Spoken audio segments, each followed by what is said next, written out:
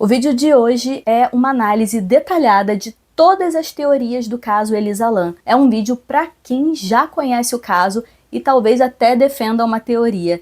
Se por acaso você não conhece o caso, se em 2013 você morava em uma caverna, para esse vídeo e clica aqui no card, assiste a história completa que eu postei há uns anos atrás e depois você volta aqui. O Silent Dark comentou: estão colocando na conta do transtorno dela e só, nem sequer analisaram os outros fatores. Então chegou o dia, vamos analisar e colocar cada teoria à prova. Por isso eu chamei esse vídeo de julgamento final, porque chegaremos juntos a uma conclusão. Vamos responder nesse vídeo algumas dúvidas do tipo: o teste de tuberculose, coincidência bizarra, a tampa da caixa aberta ou fechada, o funcionário mentiu, as semelhanças assustadoras com o filme Água Negra, por que só os hóspedes sentiram o gosto da água? Tem gente que vê um sapato no vídeo do elevador, o acesso ao telhado, como a Elisa driblou a segurança.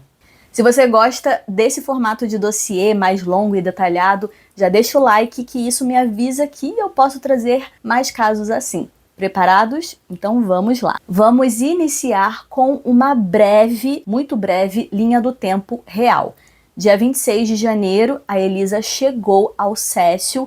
Ela fez o check-in original em um quarto compartilhado com outras mulheres. Dia 27 e 28 de janeiro, ela deixa recados nas camas das colegas de quarto dizendo: saiam daqui, além de trancar a porta por dentro e exigir senhas para liberar a entrada delas. Entre os dias 27 e 30, não se sabe ao certo, alguns relatos não confiáveis da internet sugerem que ela teria ido a um programa de TV e que lá ela teria sido retirada do set pelos seguranças porque ela perturbou a gravação. Dia 29, após várias reclamações das colegas de quarto, a Elisa é movida para um quarto individual no mesmo andar para evitar problemas. Dia 31 de janeiro, o vídeo do elevador, a última vez que ela foi vista com vida. No dia seguinte, ela teria que fazer o check-out, o que não aconteceu. E os pais da Elisa receberam um alerta porque eles não receberam a ligação diária dela, então eles acionaram a polícia. A polícia fez uma busca inicial no local com cães farejadores, mas o telhado e principalmente as caixas d'água não foram inspecionados a fundo naquele momento. Dia 19 de fevereiro, descoberta do corpo na cisterna. A Elisa ficou 19 dias desaparecida. Ela ficou 19 dias na cisterna. O Cécio tem 700 quartos, então provavelmente centenas de pessoas beberam, tomaram banho e escovaram os dentes com essa água. E eu fico me perguntando o que será que aconteceu com essas pessoas. Bom, para começar com a primeira teoria, a gente precisa falar do que tomou conta da internet primeiro. Quando eu vi o vídeo do elevador pela primeira vez, eu imediatamente coloquei na conta do sobrenatural. Então vamos abrir com a teoria sobrenatural. O Mr. Santos comentou: seria um exercício de humildade também abrir a possibilidade de algo espiritual a acometendo? E o Rafa disse: esse tipo de lugar com muita morte e crueldade costuma ter uma energia muito ruim. Essa é a única teoria do vídeo que eu não vou conseguir estar trazendo fatos aqui porque o sobrenatural não se explica. Para quem defende essa teoria, talvez o hotel tenha influenciado espiritualmente a Elisa. Ela poderia estar vulnerável e algo influenciou a não tomar os remédios para que o pior acontecesse. A aura do Hotel Cécio é meio bizarra, o hotel seria amaldiçoado. Somem isso ao fato de que o Hotel Cécio já foi a casa de serial killers e palco de inúmeras tragédias e pessoas que se desviveram. A energia ali não é das melhores, como se o prédio atraísse tragédia. Para quem acredita no sobrenatural, a Elisa estava fazendo todos aqueles gestos estranhos porque ela estava reagindo a algo invisível. Ela foi apenas mais uma vítima do lugar.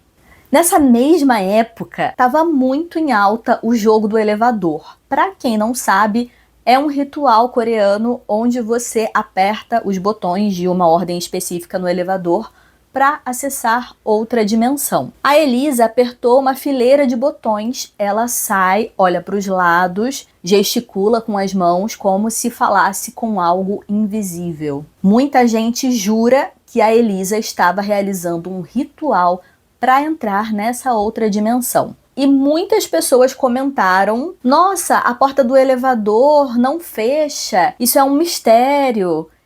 A Elisa aperta quase todos os botões do meio para baixo. Inclusive, ela apertou o botão de porta aberta, que no Cécio mantinha a porta aberta por cerca de 2 minutos. Então, não era o sobrenatural que estava segurando a porta. Era, na verdade, um comando mecânico que ela mesma acionou.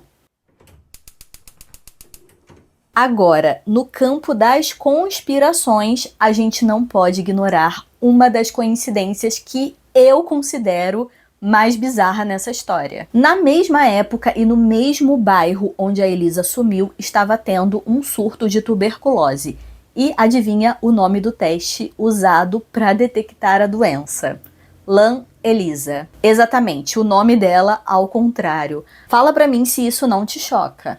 Aí começaram a dizer que a Elisa não foi uma turista qualquer, mas sim uma arma biológica, uma cobaia ou que o nome dela foi um código. Agora eu vou dizer uma coisa que vai te chocar de novo.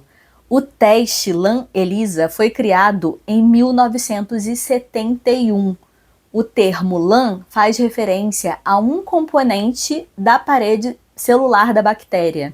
E o teste em 2013 já tinha 42 anos. O nome do teste existia décadas antes da Elisa nascer.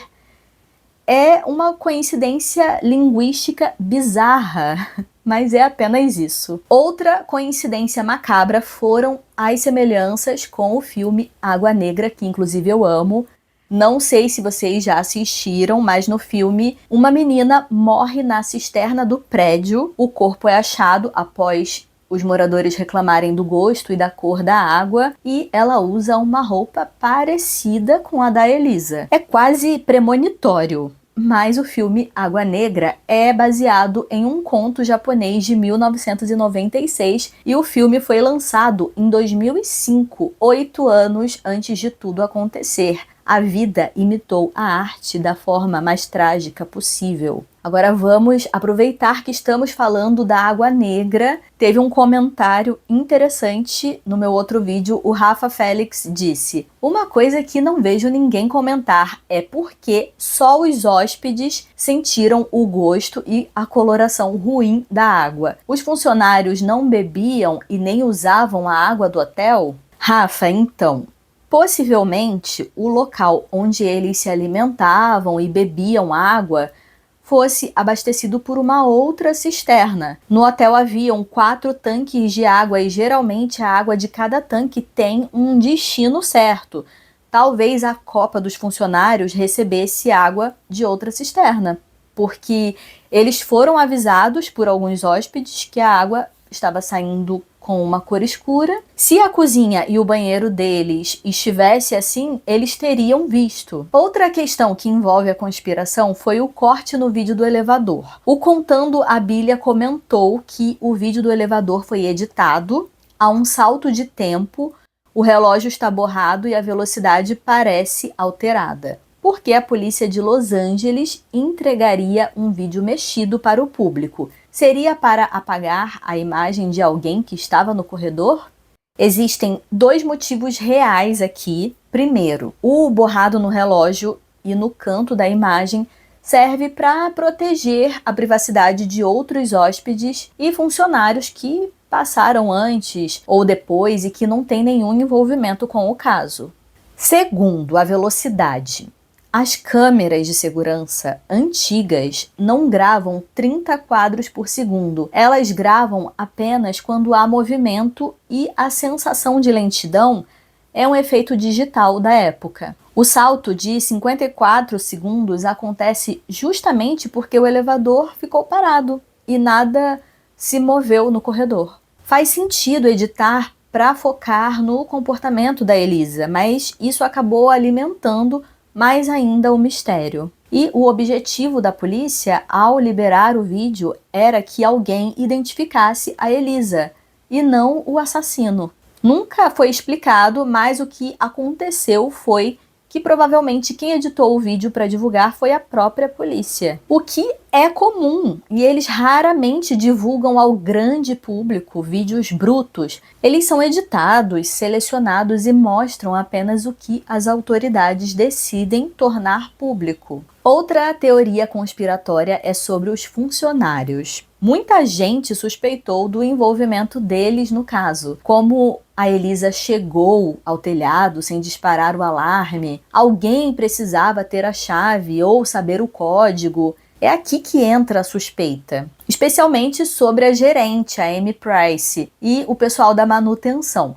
Muitos acreditam que ela foi levada por alguém que conhecia os pontos cegos das câmeras. Existem duas formas de chegar ao telhado do Cécio. A primeira é pela porta interna, que realmente tinha um alarme, embora muitos hóspedes relatassem que ele nem sempre funcionava. Mas a segunda via são as escadas de incêndio externas. Elas são acessíveis pelas janelas dos corredores e não possuem qualquer sensor. Os especialistas acreditam que no estado de desorientação e medo de perseguição, a Elisa subiu por fora, o que explica por que nenhum funcionário a viu passar. A Amy Price estava na defensiva, não necessariamente porque era culpada de um crime, mas porque o hotel já estava à beira da falência. Um corpo na cisterna era o fim do Cécio. A negligência aqui era a falha catastrófica de segurança e manutenção que eles tentaram minimizar. Muitos hóspedes e jornalistas testaram aquela porta depois.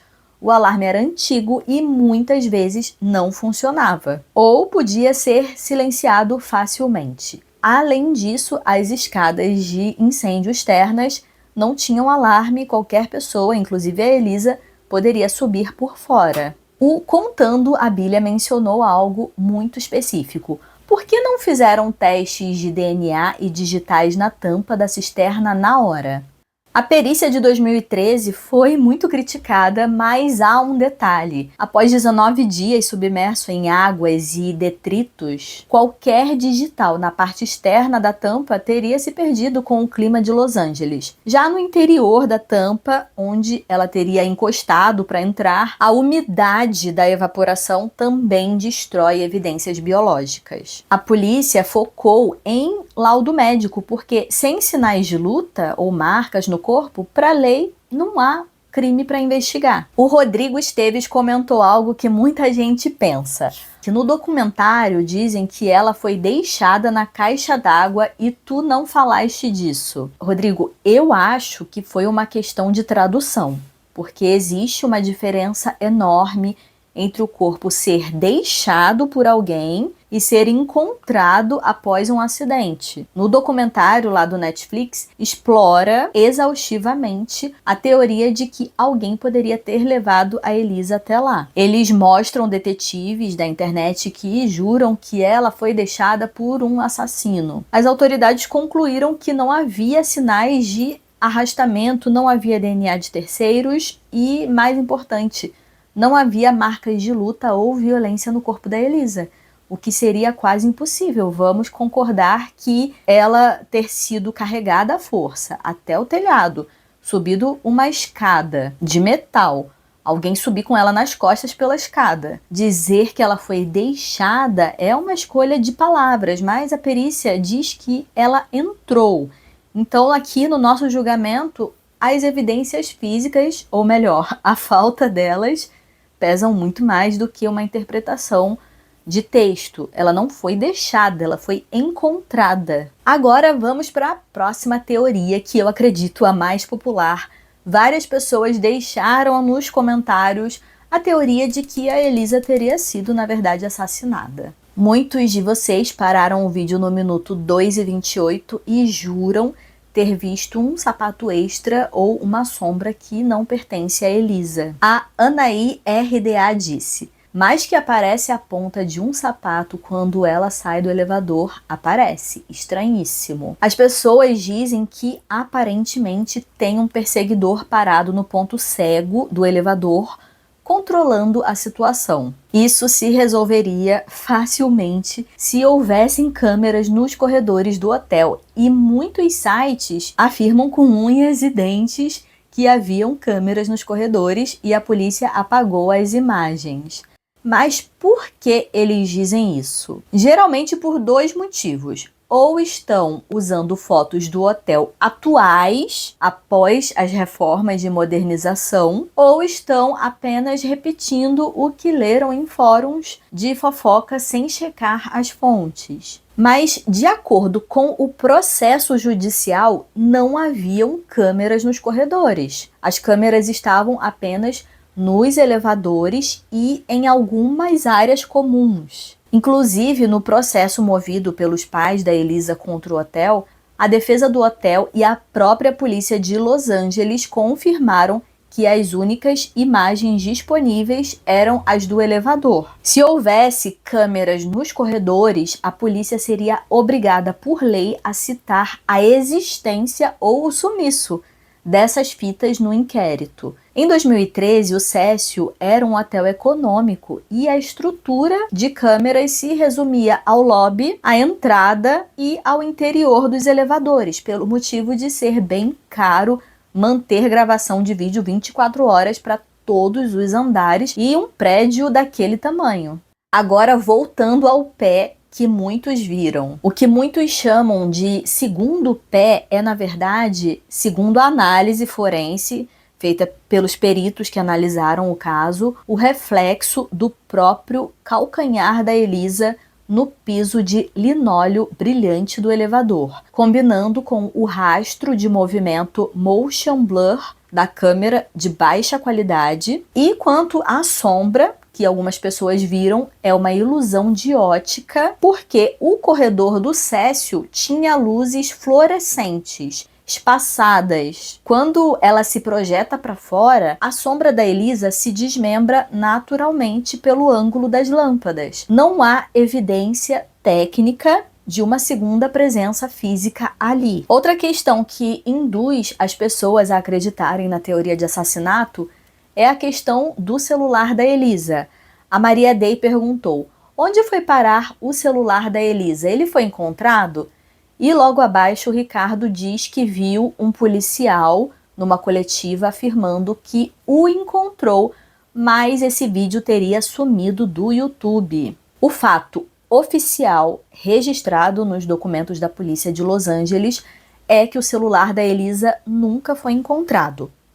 Nem com o corpo na cisterna, nem no quarto, nem em lugar nenhum do Hotel Cécio. E vamos concordar que o sumiço do aparelho é sim uma das maiores pontas soltas desse caso. Sobre esse vídeo que teria sumido do YouTube, na verdade, o que aconteceu na coletiva foi uma confusão de tradução ou interpretação por parte de quem assistia na época. Alguns policiais confirmaram que encontraram os pertences dela, laptop, roupas, relógio, mas nunca o celular especificamente. A ideia de que o YouTube removeu vídeos para esconder a verdade é sim uma teoria da conspiração. Vídeos antigos de 2013 costumam cair por direitos autorais ou então que os canais foram simplesmente deletados. Mas o registro oficial da polícia nunca mudou. O celular continua desaparecido. Se o celular não foi encontrado, isso prova um assassinato?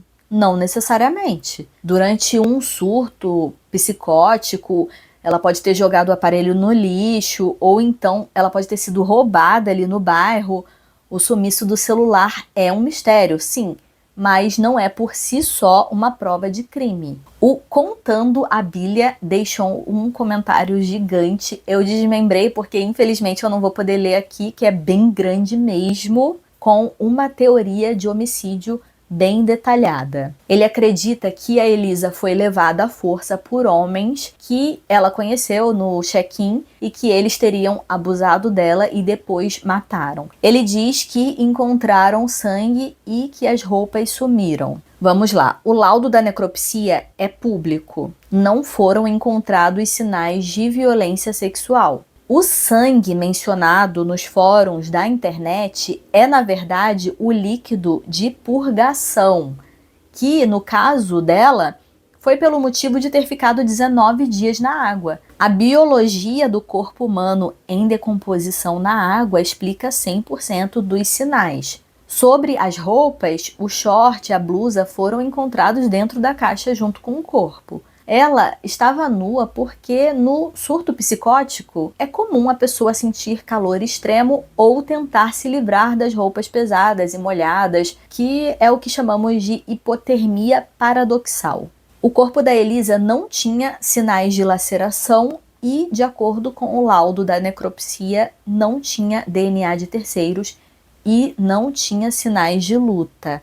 É muito difícil sustentar uma teoria de abuso sem nenhuma prova física no corpo, por mais que o ambiente do hotel fosse perigoso. No mesmo comentário diz ainda que deviam ter investigado quem saiu do hotel 18 dias antes. E eles investigaram. A polícia de Los Angeles checou os registros, interrogou funcionários, moradores. O problema é que o Cécio recebia centenas de pessoas por dia e sem uma prova de crime, sem sangue, sem DNA, sem marcas.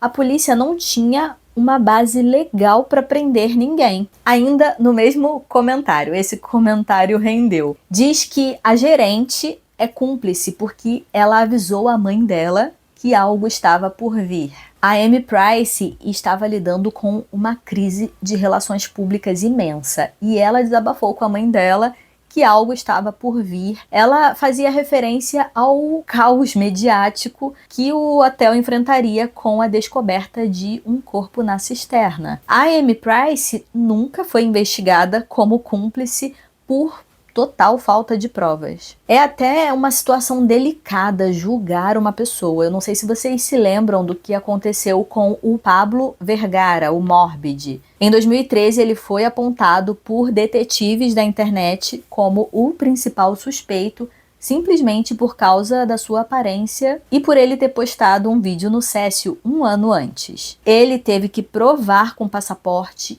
e recibos que estava no México gravando um álbum no dia do sumiço da Elisa. E mesmo assim, ele recebeu milhares de ameaças de morte, teve as contas derrubadas e, por fim, tentou tirar a própria vida. Ele foi uma vítima desse desejo insaciável do público de encontrar um vilão. O perfil Check My Profile trouxe uma perspectiva bem social. Ele questiona se a Elisa não teria sido vítima de bullying por ser asiática, ou se no meio da confusão mental dela, ela não teria encontrado usuários de drogas no telhado que se aproveitaram da situação. É uma teoria que humaniza muito o caso, mas vamos aos fatos. Ele entra em um ponto: o racismo contra asiáticos é um problema real. Mas no caso da Elisa, não há registros de conflito direto ou ameaça desse tipo. As câmeras e os depoimentos mostram que ela estava mais isolada do que em conflito com alguém. Talvez o bullying que ela sofreu foi ser retirada do quarto compartilhado. Nesse mesmo comentário, ele cita que a Elisa poderia ter usado aquela erva que começa com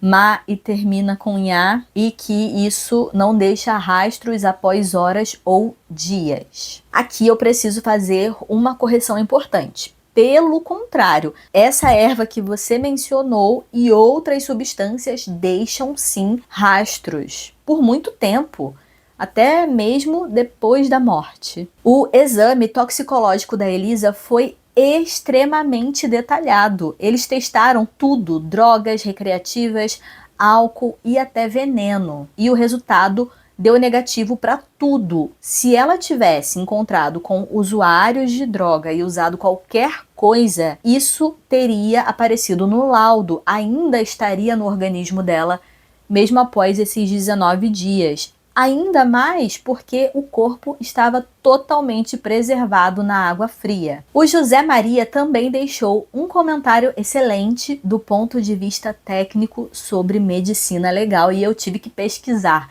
Ele diz assim: é absurda a sua colocação. É muito fácil saber se uma pessoa morreu por afogamento, a água fica parada nos pulmões. Agora, se ela foi jogada morta na caixa d'água, não teria água nos pulmões. Simples de saber, igual se faz para saber se um bebê nasceu morto ou nasceu, respirou e morreu. No Código Civil, esse exame é usado para definir herança. José, você está certíssimo na teoria. Inclusive, para quem quiser pesquisar esse exame, ele se chama docimasia hidrostática. Agora vamos lá. Funciona assim. Se uma pessoa respira dentro da água, os pulmões se enchem de líquido e afundam. Se ela já estava morta, os pulmões conservam ar e flutua. No caso dos bebês que ele mencionou, serve para saber se a criança chegou a respirar, se ela nasceu viva ou não. A questão, José, é que esse exame foi feito na Elisa. O laudo da necropsia é claro, a causa da morte foi afogamento por acidente. O médico legista encontrou água nos pulmões e sinais de asfixia por imersão. Isso prova cientificamente que quando a Elisa entrou naquela caixa d'água, o coração dela estava batendo e os pulmões estavam funcionando. Ela tentou respirar debaixo d'água. Se um assassino a tivesse matado antes e jogado o corpo dela lá, o laudo diria morte por trauma ou estrangulamento antes do descarte. Mas o laudo confirmou que a morte ocorreu dentro da água. Muita gente confunde porque após 19 dias submerso, o corpo sofre o que chamamos de maceração. Os órgãos ficam pesados e encharcados, mas o perito consegue distinguir o que é a decomposição natural de um corpo e o que são os vestígios de um afogamento vital, quando a pessoa ainda estava viva. Então, hoje, para o nosso veredito, a ciência forense respondeu à dúvida do José. A Elisa não foi jogada morta na cisterna, ela entrou viva, respirou a água e, infelizmente, morreu ali. A dúvida que resta não é se ela morreu na água, mas por que ela entrou naquela água. Agora nós vamos entrar nos 2 pontos recordes. Eu acredito que tenha sido a maioria dos comentários. O Alexander Fonseca falou assim: e como ela abriu a caixa d'água sozinha? Duvido que ela teria força para abrir. E a Dariane Santos falou assim: o documentário que assisti no ID fala que a caixa d'água estava fechada, que não tinha como ser fechada por dentro. E o Science falou assim: e por que o funcionário do hotel mentiu no depoimento? Todas essas questões se referem à tampa, então vamos começar sobre o peso. Era uma tampa de aproximadamente 9 kg de metal e aço galvanizado. Ela só precisava empurrar para entrar, ela não precisaria levantar a tampa para entrar na caixa d'água. Eu acho meio difícil uma jovem de 21 anos não conseguir empurrar 9 quilos. Aqui eu vou dizer um exemplo prático meu. O meu cachorro tem 10 quilos e eu pego ele na maior facilidade do mundo. Muitas vezes na rua eu preciso pegar ele no colo porque ele quer brigar com outro cachorro e eu não tenho dificuldade. Na academia eu pego 20 quilos num agachamento. Eu tô dando esses exemplos só para a gente ter um comparativo, né? Ainda tem o adendo de que se ela tivesse em um surto psicótico, ela teria adrenalina o suficiente para ter um pico de força física, momentânea, fora do comum. Agora vamos lá, pergunta de 1 milhão. A tampa estava aberta ou fechada? O problema aqui, pessoal, foi um erro de comunicação clássico. Quando a polícia chegou ao telhado, a tampa realmente estava fechada. E foi isso que saiu nos jornais na época, mas muita gente esquece ou não sabe é que a polícia não foi a primeira a chegar lá. Quem subiu foi o Santiago Lopes, o funcionário da manutenção. porque os hóspedes estavam reclamando da pressão da água, que estava fraca, suja, coisa e tal, e no depoimento oficial dele, que está no relatório, nos registros do tribunal, ele é muito claro, ele encontrou a tampa aberta. Pensa comigo, o cara sobe, olha lá dentro, vê um corpo, qual é a reação natural? Ele entrou em choque, fechou a tampa, um instinto de proteção, e desceu correndo para avisar a gerência, e quando os policiais subiram, viram a tampa fechada e registraram isso. Foi assim que nasceu o mito de que a Elisa se trancou. Então, para o nosso julgamento aqui, o fato da tampa estar fechada para a polícia não é uma prova de assassinato, mas sim o resultado de uma ação humana normal de um funcionário assustado. Com a tampa aberta, a teoria do acidente ganha uma força absurda, vocês concordam comigo? Inclusive, eu acho que a teoria do assassinato ela começa a cair quando percebemos que um assassino profissional teria um trabalho muito melhor em relação a esconder o corpo do que simplesmente jogar dentro da caixa d'água que abastece um hotel, vocês não acham? Agora nós vamos para a próxima teoria, a teoria de saúde mental, e eu nem vou aprofundar muito nela porque eu já falei sobre isso no vídeo anterior. Inclusive, lá eu recebi vários comentários de pessoas que convivem ou conviveram com pessoas que possuem o mesmo transtorno da Elisa. A Elisa sofria do transtorno bipolar tipo 1. Ao contrário do tipo 2, o tipo 1 é caracterizado por episódios de mania severa, que podem incluir psicose, alucinações e paranoia extrema. Aqueles gestos com as mãos que parecem sobrenaturais, ou o fato dela se esconder no canto do elevador, são descritos na literatura médica como um comportamento típico de quem está em surto psicótico. Ela estava muito provavelmente reagindo a alucinações auditivas ou visuais, acreditando estar sendo perseguida. Essa foi justamente a dúvida do Rodrigo Jacob. Ele perguntou assim: bipolar agora tem alucinações e vê coisas igual esquizofrênico? Não está confundindo bipolaridade com esquizofrenia? A pessoa com o transtorno tipo 1, ela perde o contato com a realidade. Ela ouve vozes, vê vultos e entra num estado de paranoia absoluta. Então ela acha que está sendo perseguida por algo que ninguém mais vê. A própria irmã da Elisa confirmou que ela já tinha tido episódios de paranoia antes. Ela chegava a se esconder debaixo da cama porque achava que alguém estava atrás dela.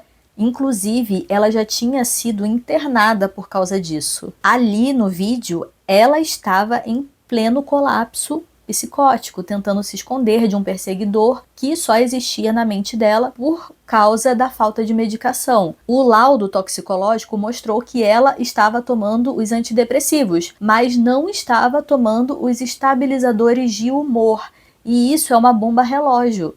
Tomar antidepressivo sem os estabilizadores pode gatilhar uma crise de mania psicótica. O maior inimigo da Elisa ali, infelizmente, estava dentro da própria mente dela naquele momento. O laudo também mostrou que as quantidades encontradas indicavam que ela tinha tomado os medicamentos recentemente, mas não nas doses prescritas. Ela estava subdosando os remédios, tomando uma quantidade menor do que deveria. O Nunes Elso perguntou: de onde vêm as informações de que a Elisa estava agindo estranho no hotel? Originalmente, a Elisa estava em um quarto compartilhado, como eu já falei anteriormente.